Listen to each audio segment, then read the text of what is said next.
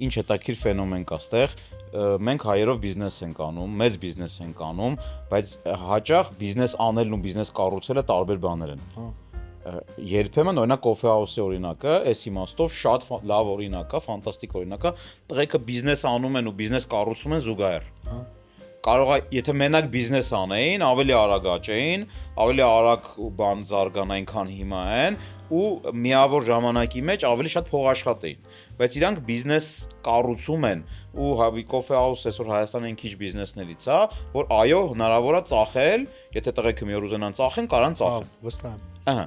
Ոստեղ արի մենք տարբերակենք հետևյալ բանը, գործարարը մենք ասում ենք այն մարդուն, ով համ բիզնես անում, համ բիզնեսա կառուցում։ Իմ կարծիքով դու այն սկզբի տարիները պետքա կառուցես, հետո նոր վարես այդ բիզնեսը։ Այլապես դա մի հատ շատ թանկ գին գոյություն, դու կարաս չկառուցես, օքեյ, բիզնեսը առանց կառուցվելու էլ է աշխատում, հախուռն կպնելով տարբեր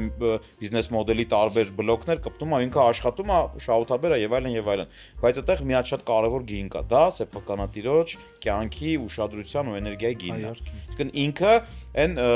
100 ոտ ունեցող դիրիժորն է։ Իրանից հետո ինչ է լինելու։ Всё, իրանից հետո չի լինելու։ Հիմա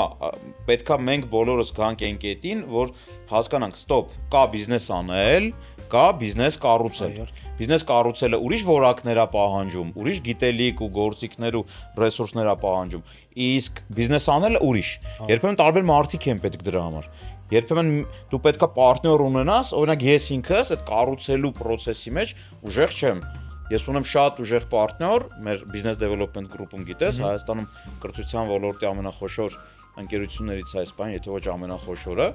ու ամբողջ բիզնեսա կառուցման process-ը անում է Հայկը։ Հետևաբար գալով այս մեր թեմային, ես կարծում եմ, որ այսօր մեր բիզնեսմենները պետքա բիզնես անելուց իմանան, որ իրանց բիզնեսը եւս մի product է, որը ճիշտ կառուցելու դեպքում կարա մի օր շատ մեծ գին ունենա ու այդ գնով շուկա դուրս գա։